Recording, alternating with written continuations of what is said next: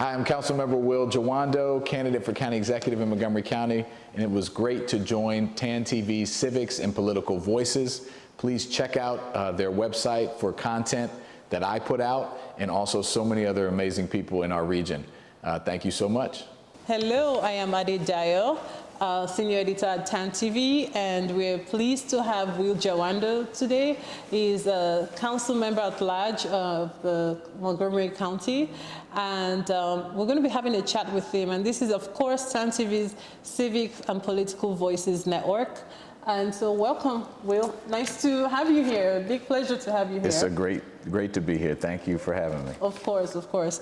So you're currently council member at large. Yes. And you're also a candidate for county executive. Correct. So tell us a bit about your background. You're an author, you're a dad of 4, you also have a Nigerian heritage and Jamaican roots as well? Or how my wife's Jamaican. Okay.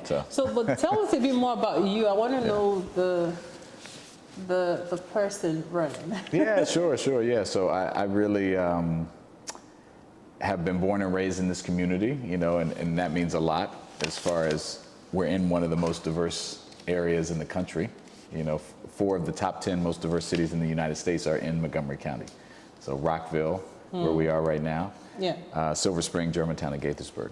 But I was born and raised in Silver Spring, in a very immigrant community, mostly African immigrants and Central and South American immigrants. My dad came from Nigeria, from Lagos in 1970, right in the middle of the war, towards the end of the war. Yeah. And came to go to school, met my mom in Kansas, this little small town in Kansas, and then they moved to Maryland. And now it's funny, like, 'cause as you know, there's a Maryland in the Lagos area. That's true. So I always say, not that Maryland, we moved to this Maryland. They divorced when I was 6, and so I lived with my mom after that, but my dad was still in the area. We were very low income, moved 5 times before I was in the 8th grade, trying to find affordable housing, but got really fortunate to get scholarships to high school, Catholic high school, and then college and law school. And then I've been a civil rights lawyer most of my career, so worked for some great folks at the NAACP legal department, worked for Barack Obama in the White House and in the Senate, worked for Nancy Pelosi in Congress as well, and been on the council the last 8 years. As you mentioned, I have 4 children. 3 teenage girls and a son who's 7, and my wife, who is Jamaican Bermudian by way of New York. Your brilliant wife, by the way. My brilliant wife, superstar. And so we've been married 20 years this year, and I'm running for county executive right now. So that's kind of the quick version. Awesome. But I am an author as well. Yes. The race is a really tight race, right? You have housing crisis going on in the county, you have the school crisis, federal jobs collapse, ICE enforcement battle. So when you think about the issues that if or when you win this okay, well, let's say when you win this race, it's really close. So what are your governing philosophies, and how are they really different from the other candidates right now? Yeah, I think the big thing is I'm really a person who comes from working people. I haven't had a silver spoon here. I'm a son of immigrant. As I mentioned, had to work my way up, was very fortunate to get scholarships. And I lost my best friend to gun violence when I was coming out of high school. So I've experienced a lot of things that a lot of people who are struggling have dealt with.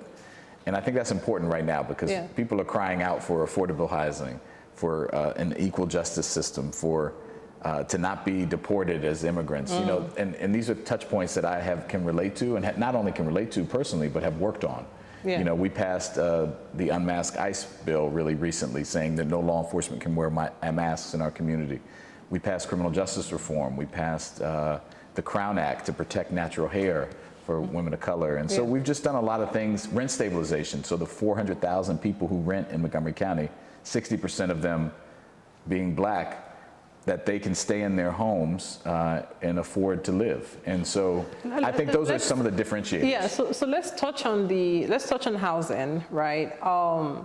Rent stabilization, you talk about the 3 Ps on that. Yeah. Can you tell us what exactly that is, and what are some of the pushbacks you've also had with that? Yeah. So the 3 Ps are really about the affordable housing story in general. I say, in order to, if you poll people, they say, what are you most concerned about? The number one issue they say is the affordability of housing. And that's whether you're a low-income renter or you're a senior who's in a house that's worth a lot, but you can't afford the property tax. Everyone, or a young person trying to move here, everyone has that issue. So that creates an opportunity, but it also means we have to be smart about what we do. So I talk about the 3 Ps, producing more affordable housing. Yeah. So that means using government subsidy, partnering to bring down the cost of the price of the townhome or the condo or the rental unit. It also means the second P is preserving existing affordable housing. So what we don't want is we don't want housing that's currently affordable to be knocked down and then something super expensive being built in its place, because that takes housing out of the stock. And left unchecked, that's what development wants to do. It wants to bring the more expensive thing, but you have to make sure that you're working with them. And then the third is protecting renters. Yeah. And that means not only rent stabilization, but also a bill I passed that if your unit is found to not be habitable, like if it's not up to code, under a law that I passed in my first term, the landlord has to pay for your relocation expenses to go somewhere else. And right now also, under the bill I passed under rent stabilization, you can't raise your rent if you're called what we call a troubled property. That means you've had a lot of mold, roaches, mice, apartments that I grew up in coming up. And now what we saw after passing that bill, in 1 year, the number of properties that were called troubled went down almost 70%, because we tied your ability to raise rent. People want to raise rents. They came in, they fixed a whole bunch of stuff, and they improved the quality of housing. So you have to do all 3 of these things. You have to produce more, preserve existing, and protect renters. And I think that's the kind of the whole picture. Yeah, and so there's also something I've sort of heard you say about, is it just cause? Oh yeah, just cause eviction, yeah. So that's when, right now when you have a lease, whether it's a month-to-month or a year lease, at the end of the lease, the landlord can say bye, and they don't have to have a reason. Just cause. So meaning a landlord can basically cancel. They can say, I don't want to sign a new without lease any with you. reason. Yes. Okay. And just cause, which is the same as being evicted for many people. Yeah. You know, just cause says unless you have a valid reason, non-payment of rent, you're tearing up the place. You know, you've had police call. You know, violent things that we would all agree to. Here's a list of things. Yeah. Unless you have a just cause reason, you can't. You have to extend the lease, because again, you have to remember, nearly 40% of county residents are renters. So these are their homes. Yeah. And we want to protect them in their homes. But that needs to pass at the state level. Okay. We don't have the authority at the county level, but there's a bill. Delegate Janelle Wilkins, who's a good friend and has endorsed us she's the chair of the Ways and Means Committee, Jamaican as well, has a bill that she's been trying to pass for several years. It's almost passed a few times, but it hasn't. So it hasn't passed. It has not passed yet. Yeah. Okay. So let's move on to, because there are a bunch of issues that we have here, and so we'll try to be fast. Yeah, I'll be quicker. Let's talk about data centers, right? Sure. And it's been a hot topic right now, especially on the campaign trails. And you proposed a 2-year moratorium to do what? What does that essentially do for residents? Why not act now? Why not do like the advice of some of your other opponents is saying, create a task force where the task force is able to make decisions and you're able to provide guardrails for data centers and all that. But you are proposing this 2-year wait. Why? Yeah, well, one, because it's going to take time to figure out what those rules of the road are and whether we want to do this or not. I say we don't want to be first, we want to be right. Yeah. And in Virginia, for example, our neighbor, almost half of their power, all of their power, half of it is going to data centers. And it's driven up the price of utilities for everyone in the region, including us. And it's also a drain on our resources. A large data center, the one they want to build in our northern part of our county, 300 megawatt, produces more carbon emissions than a small city. And so that's just one. And so we really have to be careful about, once they're built, you can't unbuild them. And the other thing that we need to change is not only do we need to make sure that they use renewable energy, that they don't take water out of the Potomac, which is a very endangered river, but we also need to fix how they are taxed. Right now, a data center in Montgomery County pays the same tax rate as a single family home. And That's insane. It is. Yeah. When I say that, people are like, what are you talking about? The reason is we have a flat property tax. And so every building, commercial, residential, no matter the size, pays the same rate. One of the things that even though they're doing different things, different uses for these properties. And taking more energy, and in the case of a data center, and that kind of thing, and reaping a lot more money. You know how much 60% of our stock market is tied up in data center related activity. And so I think that we need state legislation, we do need state legislation in order to charge a different rate. The legislature only meets January to April, so they're not meeting again until next year. So that's why another reason we need time to figure that out. One of my opponents proposed a 6-month pause, but that wouldn't even get us to the legislative session. But during this period, we can figure all these things out and also make sure that they're enforceable. Because a lot of times when people want to build something, they'll just say, oh, I'll do whatever, but they don't really follow through. There's got to be something that the county can do. So why not do both, right?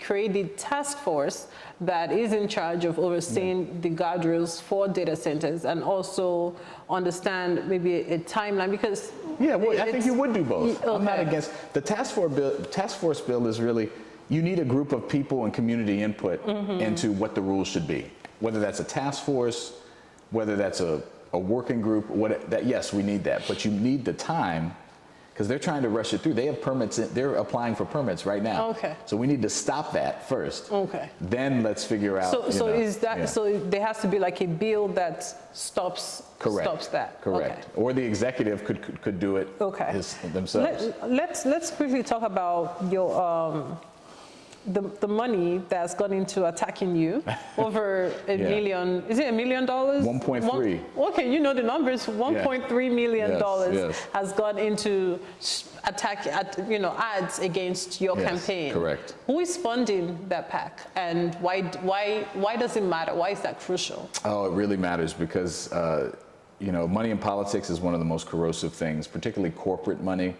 This is coming from developers, the real estate industry, private equity, out-of-state interests from Baltimore, Chicago, and some local that don't want me to get elected. And I think that's really telling, that they're spending this much money just to attack me with false ads, because they know I'm going to make sure that it's a good deal, that taxpayers get a good deal, and that I'm not going to just do what they want. Tell us again what's different between you and Glass and Friedman. What's Friedson, Friedson, what's the difference? Yeah, well, because it's how long do you have? No, because the stats and the polls, it's really close. It's more close than Yeah, I think it's close. What the story is telling, it's a close race. So I think it's absolutely a close race. If you spend $1 million, well, first of all, they don't attack you unless they think you are a threat. And you've gotten endorsement from the governor, also Brooks, the governor, Aisha Briefboy, and the current county executive in Montgomery County. Oh, yes, Mark that's Elrich. important too. Yeah. So I think in 40 other organizations, all the labor unions, Working Families Party, and I think they're worried that I won't do their bidding. The difference is many of the people who are funding this super PAC are funding Friedson. So he's tied to them. He's tied to those interests. Okay. He's also airing deceptive ads. Glass, again, I think the main differences are my background and upbringing and who I represent, who I fought for. All the groups, the immigrant groups, all the groups of color, the unions the teachers have all supported me because they've seen who I fight for. And I think that speaks very loudly. The governor, again, the governor is one of the most powerful governors in the country, is the Maryland governor. They have a lot of power. So you want to be able to work with these people and get stuff done. So I think if you look at what we've done, rent stabilization, criminal justice reform, prevailing wage expansion. The moneyed interests are worried that I won't do their bidding and I'll focus on working people. I think Friedson is very aligned with them. I think Glass kind of has wait and see. He kind of sees where the wind is blowing and then decides. So people will make their own decision in a primary, but I'm very confident that our record of delivering for people, particularly working people, is what will in the end win out. On immigration, you sponsored the Unmask ICE bill, and then also is it the Trust Act as well? Yeah, I was a co-sponsor, yep. Yeah, but some criticism about that is it's not constitutional, right? Sure. Some folks say the Trust Act and the Unmask ICE bill is unconstitutional, so what do you say about that? Yeah, well, one, they're not. I'm a lawyer, I'm a civil rights lawyer, and I think a couple things are true. Let's take the masking bill for first. Okay. Prior to 2024, ICE never wore masks. They just started doing this. Why? To terrorize people, to make people afraid. It's not a necessary requirement. In fact, a judge in California with their unmasking bill ruled that you do not need, so you're not impeding their job, which is what would make it unconstitutional. You're not interfering with the federal enforcement, immigration enforcement, because you're asking them to not wear a mask. Now, will it go to this crooked Supreme Court and maybe get overturned? Maybe, but I think it's a fight worth fighting, because just like this history of this country or any country, we're in our 250th year. Nothing has been changed or happened without people pushing against the status quo. Yeah. And so if we get sued, we get sued, but I do think there are strong legal grounds to say that it is not an interference with their duty to enforce immigration law. They do not need to wear a mask to do that. On the other bill, the Trust Act, that one I think is even on stronger footing, in that what that says is that our law enforcement cannot be compelled to be engaged in enforcing federal immigration law. And that is clear in the Constitution. We do not have to do their job. And it says that we will not enforce. Our law enforcement is not to engage in communication or in enforcement of federal immigration law. Our job is to keep our residents safe. A third of our residents are foreign born. We have undocumented people here who are contributing to the economy and to the just livelihood of our community. So I think they're on sound footing. If we get sued, we get sued, but it's the right fight to have. Absolutely. So a couple of things, right? When you just look at the Trump admin threatening to withhold funding from sanctuary jurisdictions, and a lot of the funding from the government covers like health and education and all that. So if that was to happen with the Trump administration getting some of this federal funding, which programs do you think is going to have to absorb the cuts? Well, one of the things we've started, because we knew, this is the second time we've gone through a Trump administration, unfortunately. We started reviewing what federal grants we had and which ones could be at risk based on the big ugly bill, or what they call the big beautiful bill, and other things. And so that's a running list. There are some that are at risk for everybody, things like how much they reimburse for unhoused people, for homeless population, which is called permanent supportive housing. They're reducing the reimbursement rate, which is going to really harm a lot of people across the country and here. There are some other grants, like in the library sciences and education and healthcare space, Medicaid. Many people will have to reapply or recertify, and they will lose Medicaid. Yeah. So we're looking at things like that, but I don't think the connection of sanctuary jurisdiction versus not is really the demarcation anymore. I think they are just attacking everywhere, and programs that help people. If you look at it, food assistance, Medicaid, these are programs that are in all across the country. And are there certain programs, in education, Title I, are there certain things related to diversity, equity, and inclusion that have been rolled back? Yes, but again, I think if you're trying to tiptoe around them, it has not helped anybody. So, okay. Yeah. So as county executive, Yeah. when you enter that role, is to take a bold step in reviewing and accounting that if that was to happen, Yeah. you'll be fine. So, Well, I think it's already happening. This is my point, is that the fear of it being worse, there was a time in the Trump administration where we were like, well, let's stay under the radar and hope that they don't, but they're already here. They're already kidnapping people. They're already cutting grants. They're already cutting Medicaid.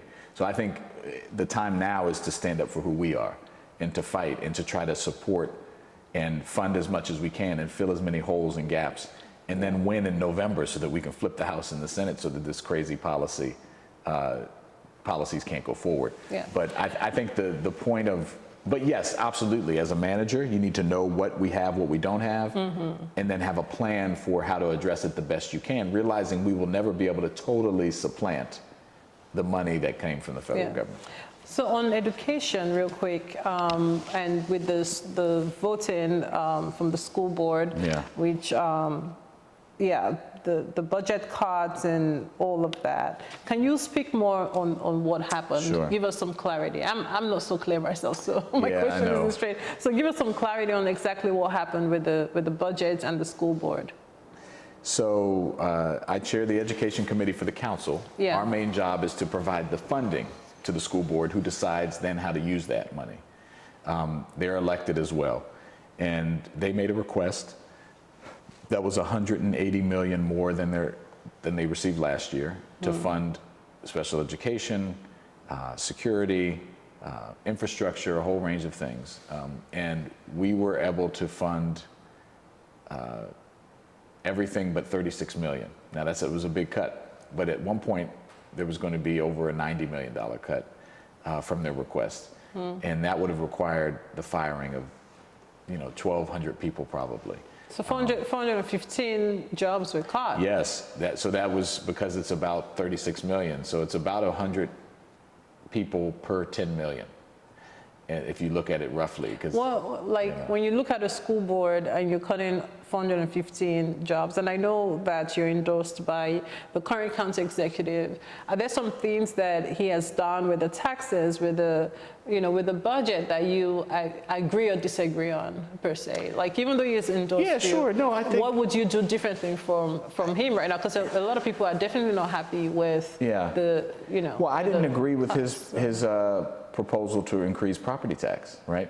People are struggling right now. I didn't think, and because as we spoke about earlier, we have a flat regressive property tax, so raising property taxes on the senior or the working family. You propose taxing the rich? Yes, Okay. I think so. Yeah, that's part of it.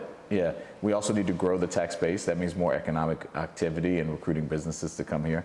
But I proposed a plan that would have funded the schools, the vast majority of the schools, without raising taxes and cutting things from the base budget of other agencies. And we proposed over $70 million in cuts.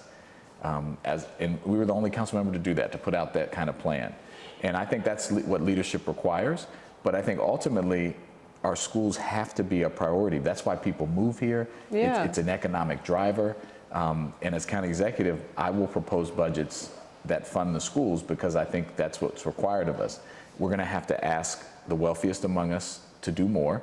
We're going to have to grow our economy, and we're going to have to do it over time, the increase. But I think we can do all those things. Okay, so we're running on time, so I have just a few more questions and we'll wrap up. On federal jobs, like Montgomery County has, one of the highest federal positions, and we had about 77,000 jobs. Yeah, and we lost about 9,000 jobs from what I read. What do you say to federal workers who are jobless right now? What do you say to them? First, thank you for your service. I'm a former federal worker. I worked at the U.S. Department of Education, which now is almost completely gone, like other agencies. One of my staff members' fathers worked at USAID for years. That agency has been decimated. Yeah. So we've done a couple of things. We created a workforce development center just for fired federal workers called Mobilize Montgomery, where they can go and get specialized training, and be connected to potential private sector jobs. So that's one thing. Sign up for Mobilize Montgomery if you're a fired federal worker. The second is I passed a bill that with my colleagues, full support, to give a hiring preference, a guaranteed job interview for county jobs for people who have been fired since January of this year. So in Montgomery County, if you live here and you're a fired federal worker and you see a county job, we employ around 10,000 people. So there's several, there's jobs available. So they get priority? They get a priority interview. So that's a small thing, but it's not insignificant. Yeah. And then the other thing, we have a Feds to Eds program but this is connected to our other conversation around education. That's why we need to fund education, but where we're having people leave the federal workforce and go into education. Okay. So there's a lot of things we're trying to do, but I think that's going to continue to be a big focus. Let's touch on foreign policy a little bit. I understand county executives don't have veto power on ceasefires and all that, but you do have a lot of residents who are Arabs and Muslims who are looking to their local officials to speak on their behalf on the grief that they might be experiencing. And so how do you, as a county executive, plan to address this population? Yeah, well, I'm the only council member that has called for a ceasefire formally. I did that very early in 2025 and took some heat for it, but I think it was the responsible thing to do because to your point, 5% of our county roughly are Muslim. We have many from the Middle East and areas in that region. And we also have a large Jewish population. And I didn't see that war as benefiting either side. I think both people were being harmed. And so I called for a ceasefire. My main job as county executive is to make sure the residents of Montgomery County are safe and have what they need, regardless of where they come from. And I take that very seriously. But you do have a bully pulpit as the county executive, and speaking to the concerns and needs of all your residents is important. Still on foreign policy, Maryland, the Montgomery County funds the Maryland Israel Development Center, and you've publicly said that local tax dollars should never fund offensive weapons development. So has there been any further investigation into that? And is the county connected to weapons development? Not that I have seen. That organization was not funded in the budget this year. But it has been previously. In the past. And is there a reason that was left out this year? Well, I think the county executive just chose to leave it out, and the organization itself, I think, said they didn't want to make this it was $47,000. They didn't want to make it a large issue like a proxy vote for the conflict in the Middle East. Yeah. But I stand by my statement that I don't think we should be involved in funding any organization that money's going to the production of offensive weapons anywhere in the world, whether it be Sudan or Israel or anywhere else, or Gaza. But so I have not seen any hard evidence of that. But we did not include that in the budget. That was not included in the budget this year. Okay, so last thing you want to tell the people? Well, I'm proud to be on the network, and I'm really happy that you're doing this. Independent media is really important, and we have to reach people as many places as possible. And the most important thing is that everyone is ready to vote. Yeah. Early voting is June 11th through the 18th in Maryland. Early voting is June 11th through the 18th in Maryland. And you have same-day registration. So if you're not registered, you can go and register. The election is on Tuesday, June 23rd. You have to be a Democrat to vote for me. We have closed primary. So please visit the Board of Election website if you're not, but also visit my website, willjawando.com. And I'm just at Will Jawando on all social media. But really happy that you all have me. Yeah, thanks for joining us.